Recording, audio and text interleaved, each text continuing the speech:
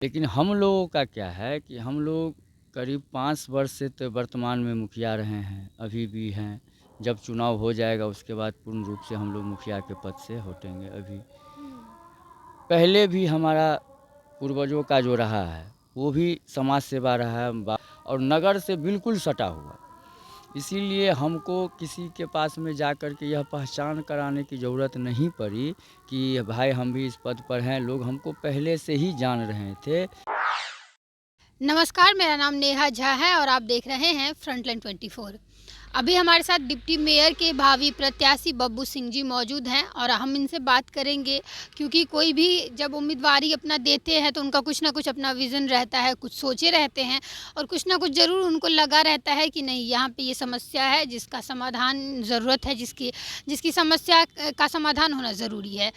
और इनसे आज साक्षात्कार करेंगे और जानेंगे कि ये जो खड़े हो रहे हैं, अपना उम्मीदवारी दे रहे हैं इस चुनाव में डिप्टी मेयर के कैंडिडेट पे, आखिर इनका क्या विज़न है, क्या इनको लगा है ऐसा कि नहीं, मुझे ज़रूरत है इस चुनाव में आने की और मुझे ज़रूरत है जनता को अपना सेवा देने का। आइए बिना देर के बात करते हैं इनसे और जानते हैं कि इनका क्या विज़न रहा है। सबसे पहले तो बहुत बहुत स्वागत है आपका हमारे चैनल में। आप लोगों को भी बहुत बहुत धन्यवाद। जी फ्रंटलाइन 24 को हमारे सभी एंकरों को हमारी तरफ से नमस्कार, धन्यवाद। जी।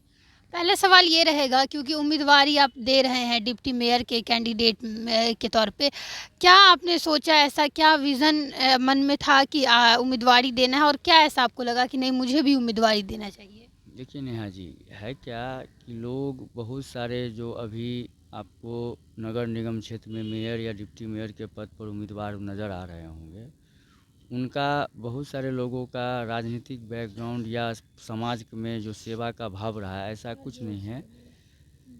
लेकिन हम लोगों का क्या है कि हम लोग करीब 5 वर्ष से तो वर्तमान में मुखिया रहे हैं, अभी भी हैं। जब चुनाव हो जाएगा उसके बाद पूर्ण रूप से हम लोग मुखिया के पद से हटेंगे। अभी पहले भी हमारा पूर्वजों का जो रहा है वो भी समाज सेवा रहा है। बाबा भी हमारे 35 साल मुखिया रहे, इसी समाज का सेवा किए, यहीं पर रहे। आज के डेट में भी हम पूरी ईमानदारी के साथ सेवा के भाव से इस चीज़ को चुने और करीब 20 वर्षों से राजनीति के क्षेत्र में है, सेवा के भाव के माध्यम से। 5 साल जो हमारा कार्यकाल रहा है मुखिया का, हमारा भौवारा पंचायत है और ये अंतिम छोर पर है और इसका हमारा लास्ट छोर पंचायत का था 13 नंबर गुमती, जो मंसूरी टोला देख रहे हैं। पूरा स्टेशन का भाग जो पुरवरिया भाग है, टोटल हमारे पंचायत का ही क्षेत्र था और नगर से बिल्कुल सटा हुआ। इसीलिए हमको किसी के पास में जा कर के यह पहचान कराने की ज़रूरत नहीं पड़ी कि भाई हम भी इस पद पर हैं। लोग हमको पहले से ही जान रहे थे, क्योंकि हम मुखिया के पद पर थे। 4-5 पंचायत भी इस बार जुड़ा है, तो सभी मुखिया से, वार्ड सदस्य से, पंच से हमारा जुड़ाव रहता था।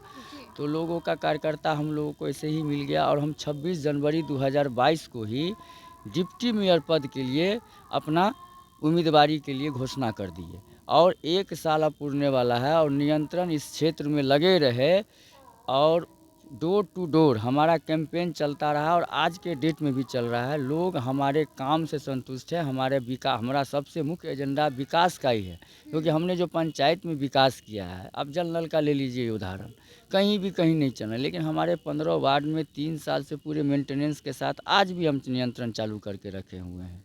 रोड नाला है, गली नाली थी प्रयोजन, वो सब बनाए हम लोगों ने। तो लोगों ने देखा है, परख लिया हमको, परखा हुआ उम्मीदवार हैं हम। इसीलिए लोग हम पर भरोसा कर रहे हैं कि यही एकमात्र उम्मीदवार हैं जो डिप्टी मेयर पर आएंगे। तो शहर जो नारकीय स्थिति में है, जहाँ जल जमाव की स्थिति है, हम ही जब आएंगे, लोगों का कहना है, तभी यह समस्या दूर हो पाएगी। जी। क्योंकि आप बता रहे हैं कि मुखिया, आप अभी भी मुखिया के पद पे हैं और मुखिया 20 साल से राजनीतिक क्षेत्र में है। तो पहले मुखिया थे, फिर ये डिप्टी मेयर पे में खड़ा होने का क्या मतलब, ऐसा क्या विज़न आपने देखा कि नहीं, इस बार मुखिया से हट के कुछ अलग करने का क्या विज़न रहा? देखिए, है क्या, आप मेयर और डिप्टी मेयर का क्षेत्रफल देखिएगा अगर, तो सेम है।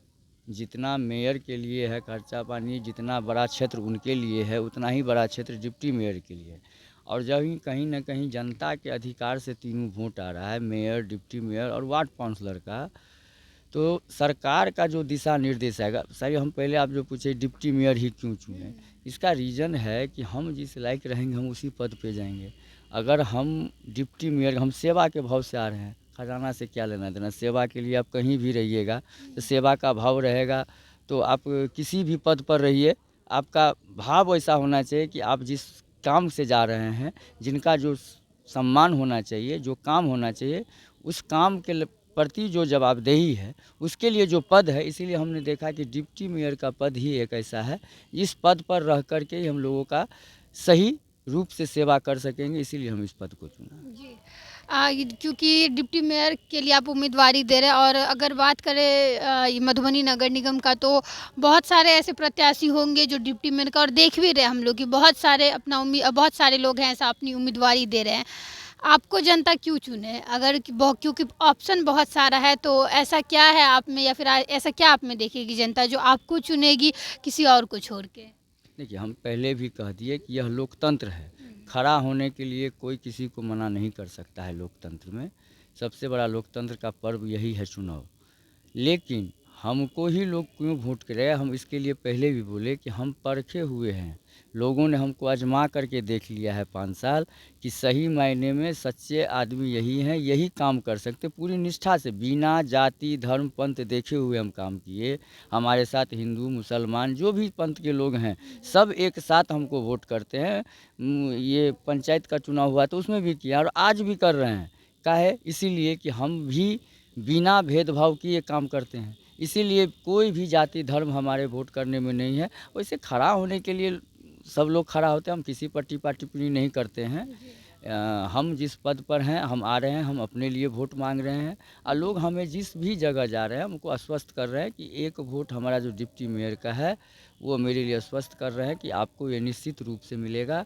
और हम जिस हिसाब से जा रहे हैं, लोग जिस गर्मजोशी के साथ हमारा स्वागत कर रहे हैं, लोग यहाँ तक आते हैं। कल भी हम महिलाओं का एक सम्मान समारोह किए थे, मातृशक्ति का, आप लोगों ने भी देखा ही होगा, अगर सब पर चला है तो लोग चल के आ रहे हैं। हमारे पास एक ही विज़न है, विकास का एजेंडा है, और लोगों का मानना है कि हम ही आएंगे तो विकास का जो गंगा है वो सही रूप से धरातल पर काम हो पाएगा। जी।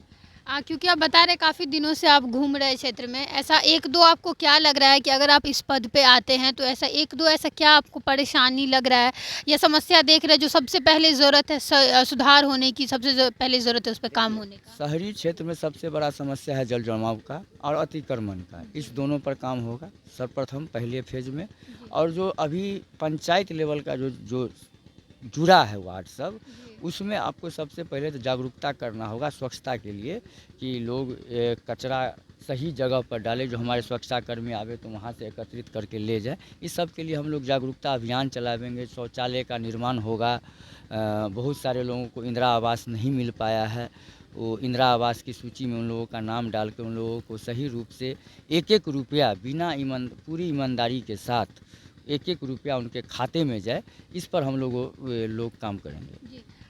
अंतिम में ये बता दीजिए कि आपके जो अगर आपके कोई मतदाता होंगे जो अगर देख रहे होंगे ये वीडियो, तो उनको क्या कुछ लास्ट में कहना चाहेंगे, क्या कुछ संदेश देना चाहेंगे इस चैनल के जरिए?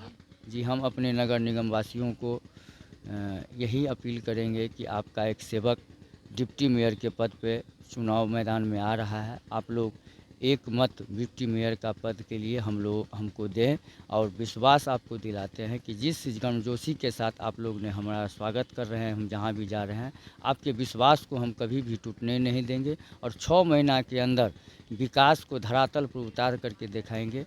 यही बात करके हम अपनी बात को समाप्त करते हैं। धन्यवाद हमें समय देने के लिए। धन्यवाद।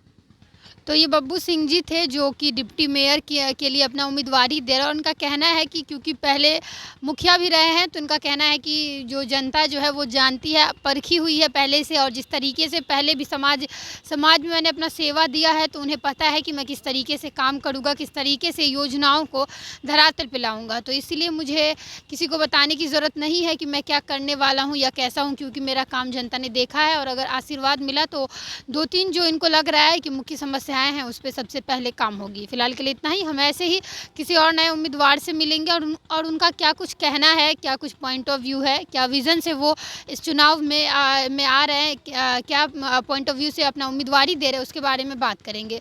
फिलहाल के लिए इतना ही। मिलेंगे किसी और नए वीडियो में, तब तक के लिए आप देखते रहिए फ्रंटलाइन 24। धन्यवाद।